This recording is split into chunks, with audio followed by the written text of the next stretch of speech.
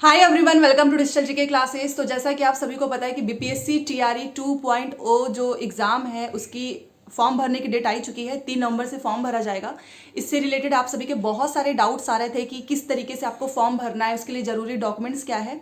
And जो भी महिलाएं हैं उनके लिए तो इसमें काफ़ी अच्छी गोल्डन अपॉर्चुनिटी है, क्योंकि आपको पता है कि महिलाओं को जो है 50% जो है रिजर्वेशन मिलेगा। फर्स्ट जो आपका फेज हुआ था सेम उसकी ही जैसे। सीटेट में आपको कितने मार्क्स चाहिए, किस तरीके से आपको प्रिपरेशन करना है, एंड बहुत सारे जो भी आपके डाउट्स आए थे सारे डाउट्स मैंने नोट किया हुआ है। जैसे कि आप लोग पूछ रहे थे कि पिछली बार हमारा सीटेट में मिस्टेक हो गया था, हमने डॉक्यूमेंट्स में जो है बहुत सारी गलतियां की थी, तो इसीलिए फॉर्म को जल्दीबाजी में आपको नहीं भरना है, बहुत ही आराम से भरना है। एंड दूसरी चीज़ की जो कुछ मेल कैंडिडेट्स का भी क्वेश्चन आ रहा था कि हम बिहार से बाहर के हैं, राजस्थान के हैं, गुजरात के हैं, क्या हम अप्लाई कर सकते हैं, तो सारी चीज़ों पे हम बात करने वाले हैं। पहली बार आए हैं तो प्लीज़ चैनल को सब्सक्राइब करके वीडियो को जरूर लाइक कीजिएगा, सो दैट आपको अपडेट मिले। अच्छा, आप मेरा टेलीग्राम चैनल भी ज्वाइन कर सकते हैं, वहाँ पर आपको जो भी इन्फॉर्मेशन आती है, लेटेस्ट अपडेट आता है, वो मैं आपको भेजती हूँ। देखिए, सबसे पहले जो बीपीएससी टीआरई 2.0 इसमें आपको 6 to 8, 9 से 10, 11 से 12, 31,000 की जो सीट है वो आपको जूनियर में देखने को मिलेगी। 18,000 आपको 9 से 10 में और 18,000 आपको 11 से 12 में भी। तो इसकी तैयारी कैसे करें? इसकी तैयारी करने के लिए सबसे अच्छा है कि आप किसी भी बुक्स को फॉलो करो। लाइक बीपीएससी टीआरई 2.0 की बेस्ट बुक्स आ चुकी है चाक्षु प्रकाशन की। से पहले मैं आप सभी को चाक्षु प्रकाशन की बीपीएससी टीआरई 2.0 की बेस्ट किताब के बारे में बताने वाली हूँ। चाक्षु प्रकाशन की बीपीएससी की बहुत सारी किताबें आती हैं अलग अलग विषय की। 6 से लेकर 8, 9 से लेकर 12 तक की अलग अलग विषय की आपको बुक्स मिल जाएगी। सारी डिटेल्स आपको मेरे डिस्क्रिप्शन बॉक्स में मिल जाएगा, वहां से आप चेकआउट कर सकते हो। आपको अपने आसपास की दुकान पे भी मिल जाएगा। ये जो किताब मैं आपको दिखाने वाली हूँ ये 9 से 10, 11 से 12 का है, और भी अन्य विषयों का भी मिल जाएगा आपको चाक्षु प्रकाशन का। ये स्टडी गाइड है। टॉपिक पे आते हैं। सबसे पहले क्या इसमें महिलाओं को पिछली बार की ही तरह जो है ज्यादा छूट मिलेगा? तो जी हाँ, स्टार्टिंग में ही क्लियर हो चुका है कि 50% रिजर्वेशन फीमेल को मिलने जा रहा है। जी हाँ, तो जितनी भी फीमेल इस वीडियो को देख रही हैं, याद रखिएगा ये आपके पास एक बहुत अच्छा मौका है दोबारा से टीचर बनने का, जो लोग पिछली बार 1 या 2 नंबर से रह गए थे। हाँ, बट ये जरूर है कि इस बार सीट कम है, मेहनत ज्यादा करनी होगी। तो देखिए, सीटेट में पहले मैं फीमेल का मार्क्स बता देती हूँ, क्योंकि फीमेल के मेरे पास बहुत सारे क्वेश्चंस आ रहे थे कि हम बाहर के हैं और जनरल फीमेल जो बिहार की हैं उनको 82 नंबर लेकर आना है। तो जी हाँ, देखिए बिहार में क्या होता है ना कि अगर मान लो आपको सीटेट पास करना है, तो अगर आप कहीं अपने ही स्टेट में रहोगे या फिर आप दूसरे स्टेट की ही बात करो, जैसे कि जनरल जो होती हैं, जनरल मेल हो गया चाहे जनरल फीमेल, अदर स्टेट में सेम नंबर होता है 90 नंबर, बट बिहार में जो है रिजर्वेशन मिलता है, तो वहां पर जो है ना जनरल फीमेल को भी 82 नंबर लेकर आना होता है। तो जितनी भी बिहार से बाहर की महिलाएं हैं वो भी जनरल में ही आएंगी। अब ऐसा तो है नहीं कि उनको 90 ही लेकर आना है, जब वहां पे जनरल फीमेल का ही इतना नंबर डिसाइड है। तो अगर आपका 82 नंबर है और सीटेट पेपर 2 आप ऑलरेडी पास हो, क्योंकि सीटेट का पेपर 2 चाहिए, तो आप दोबारा से सीटेट का फॉर्म मत भरिएगा, क्योंकि समय बहुत कम है और पता नहीं अभी आगे क्या होगा। क्योंकि बीपीएससी का जो एग्ज़ाम का डेट है वो भी 7 से 10 दिसंबर के बीच में है। तो आप देख लीजिए, अगर आपका सीटेट में 82 नंबर है, 82 से ज़्यादा है, तो फिर आप अपने जो भी सब्जेक्ट है, जैसे कि 6 to 8 में आपको जीएस भी पढ़ना है, आपको अपना सब्जेक्ट भी देखना है, तो आप उस पर फोकस कर सकते हो। ठीक है।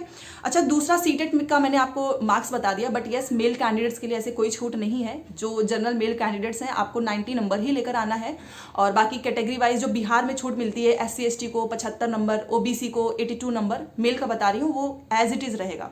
और फीमेल में एक एक्स्ट्रा बेनिफिट यही है कि जनरल फीमेल भी जो है कम नंबर अगर उनके सीटेट में आए हैं तो वो पास मानी जाएंगी, फेल नहीं है। ठीक है। दूसरी चीज़ की डॉक्यूमेंट्स क्या क्या होने चाहिए। देखिए, आपको 6 to 8 का भरना है कि 9 से 10 का भरना है, 11 से 12 का, आप अपनी एलिजिबिलिटी के अकॉर्डिंग अपने सारे डॉक्यूमेंट्स तैयार कर लो। और अगर इस बार क्या करना कि साइबर कैफ़े के भरोसे मत रहना। जैसे कि पिछली बार क्या हुआ था, 100 KB में कन्वर्ट करना था, साइबर कैफ़े वाले ने किया नहीं। अब उसके पास इतनी सारी इन्फॉर्मेशन है, इतना सारा डेटा है, उसने क्या किया, एक स्टूडेंट्स के बदले दूसरे का अपलोड कर दिया, और या फिर उसने 100 KB में कन्वर्ट नहीं किया। तो उससे क्या हुआ कि जो आपका डॉक्यूमेंट्स है वो क्लियर विजिबल नहीं हो रहा था, जिसकी वजह से बाद में इतनी प्रॉब्लम्स हुई कि आपको बार बार डॉक्यूमेंट्स चेंज करने को जो है बोला जा रहा था। कुछ स्टूडेंट्स तब भी नहीं कर पाए। एंड एक चीज़ और है कि अगर आपकी किसी भी नाम में मिस्टेक है, चाहे आपका ग्रेजुएशन हो, कोई भी डिग्री हो, आप उसके बेस पे फॉर्म मत भरना। आप अपने 10th के मार्कशीट के हिसाब से देखिए कि अगर आप मान लीजिए आपके 10th की मार्कशीट में आपका जो एज इट इज़ नाम है, भले से उसके बाकी की जो भी डिग्री है उसमें नाम गलत है, फिर भी आपको 10th के ही हिसाब से भरना है। और इसीलिए मैं आपको पहले ही बता रही हूँ कि आपके पास डॉक्यूमेंट्स क्या होना चाहिए। जैसे 6 to 8 का है, 10th का मार्कशीट अपने पास रखना, क्योंकि 10th के मार्कशीट से ही आप अपना फॉर्म भरेंगे। अब जैसे कि ग्रेजुएशन लेवल पे है तो ग्रेजुएशन तक की डिग्री आपके पास होनी चाहिए, ठीक है।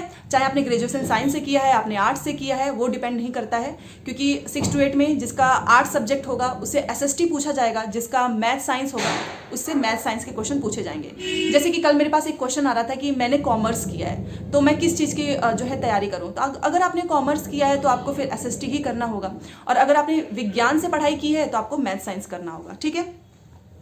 तो डॉक्यूमेंट्स आपको मैंने बता दिया है।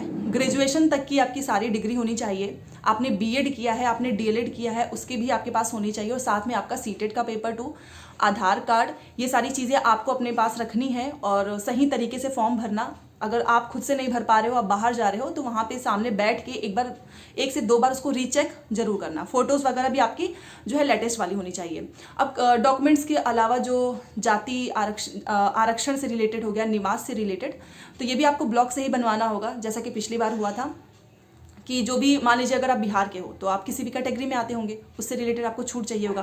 तो ये भी हो सकता है कि ये लोग नया बोलें, या फिर जो पिछली बार आपने बनाया होगा वो भी चल सकता है। तो ये तो क्लियर जब नोटिफिकेशन आ जाएगा, आपको पता है आज 1 है, 3 से फॉर्म भरा जाएगा, तो आपको कल जो है पूरी जानकारी मिली जाएगी। तो आपको अपने सारे डॉक्यूमेंट्स रखने हैं, 10th के हिसाब से भरना है, फोटो लेटेस्ट वाला होना चाहिए। अगर आप किसी जाति और बिहार के हैं तो निवास प्रमाण पत्र, ये सारी चीज़ें भी आपके पास होनी चाहिए। अब दूसरी चीज़ ये है कि आप बिहार के नहीं हो, आप बिहार के बाहर के हो, तो आपको कोई एक्स्ट्रा डॉक्यूमेंट्स नहीं चाहिए रेदर देन डॉक्यूमेंट्स जो आपकी क्वालिफिकेशन है एलिजिबिलिटी के अकॉर्डिंग। तो बस आपको अपनी एलिजिबिलिटी जो क्वालिफिकेशन है, बस वही डॉक्यूमेंट्स आपका लगेगा। बाकी ना तो कोई जाति प्रमाण पत्र लगना है, ना ही कोई आपका निवास प्रमाण पत्र, ठीक है। अप्लाई कौन कर सकता है, तो ये मैंने आपको पहले भी बताया है कि आपके पास B.Ed के साथ, B.Ed तो चलो इसमें है एलिजिबल, D.Led के साथ ग्रेजुएशन चाहिए। अब कुछ लोगों का इसमें भी क्वेश्चन आ रहा था कि हमने पहले D.Led किया है बाद में ग्रेजुएशन, कुछ लोग पहले ग्रेजुएशन किए हैं बाद में D.Led। ये इंपॉर्टेंट नहीं है, आपका बस ग्रेजुएशन कंप्लीट होना चाहिए, चाहे आपने पहले किया हो चाहे आपने बाद में किया हो, ठीक है।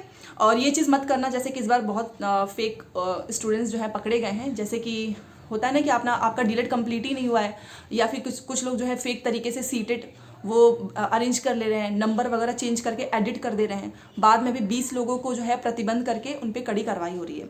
तो देखिए मेन चीज़ यही था कि जितनी भी फीमेल है आपको 50% रिजर्वेशन मिल रहा है, तो आप उसका फ़ायदा उठाएं। साथ में जो डॉक्यूमेंट्स मैंने आपको बताया है, CTET से रिलेटेड जो भी आपकी क्वेरी थी वो भी मैंने आपको बता दी, एंड जो आर्ट्स और जो साइंस का आपका जो डाउट था वो भी मैंने क्लियर कर दिया है। और कल जो जैसे ही कोई नोटिफिकेशन आएगा BPSC के साइड से मैं आपको बता दूंगी। नोटिफिकेशन जो है जो भी आती है ऑफिशियल, उनके जो नोटिस होते हैं मैं टेलीग्राम पे भी भेज देती हूँ। अब आपको बस अपने सब्जेक्ट के अकॉर्डिंग प्रिपरेशन करना है, एंड प्लीज़ ज़रूर बताना कि आप में से कितने लोगों ने CTET, STET paper 1 and paper 2 clear कर लिया, कि आप तीनों भरने वाले हो या बस एक, ये भी आप मुझे ज़रूर बताएं।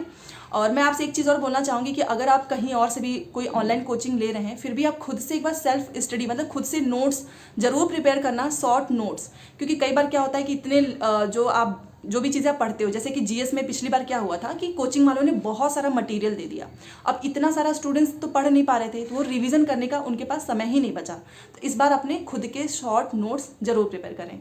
तो आई होप आपको समझ में आया होगा। फिर भी कोई भी दिक्कत हो तो प्लीज़ ज़रूर बताएं। मिलते हैं नेक्स्ट क्लास में। Thanks for watching.